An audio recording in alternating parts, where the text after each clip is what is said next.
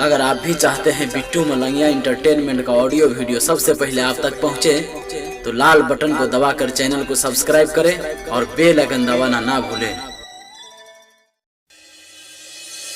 अभी आप सुन रहे हैं प्लैनेट म्यूजिक की शानदार प्रस्तुति। म्यूजिक डायरेक्टर किशन राज। अखन अपने सब सुन रहे छी बिट्टू मलंगिया एंटरटेनमेंट के।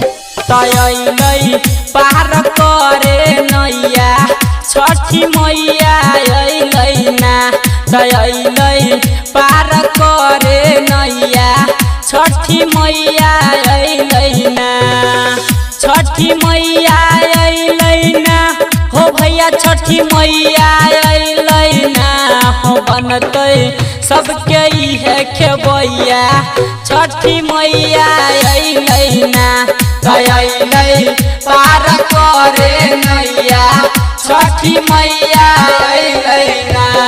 DJ Sumit Satish, DJ Sumit Satish, DJ Bittu Malangiya, DJ Bittu Malangiya. Music Darbhanga. Music director Kishan Raj. Madhubani Madhubani. तमैया दै छै कोढ़िया के काया, सुन नीरधन के दाया हो भैया, नीरधन के दाया। तमैया दै छै कोढ़िया के काया, सुन नीरधन के दाया हो भैया, नीरधन के दाया। तहरे कष्ट दुख बलैया छठी मैया अइलै ना, तयलै पार करे नैया छठी मैया अइलै ना। DJ Sumit Satish, DJ Sumit Satish, DJ Sumit Satish, DJ Sumit Satish. अभी आप सुन रहे हैं प्लैनेट म्यूजिक की शानदार प्रस्तुति। DJ Bittu Malangiya, DJ Bittu Malangiya. तदै छै बाझन के लहलनमा, सुन अन्हरा के नयनमा हो भैया, अन्हरा के नयनमा।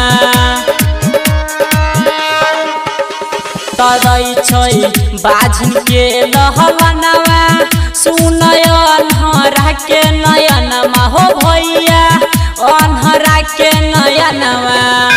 तो चल पूजे सब मिल भैया छठी मैया अइलै ना, तयलै पार करे नैया छठी मैया अइलै ना।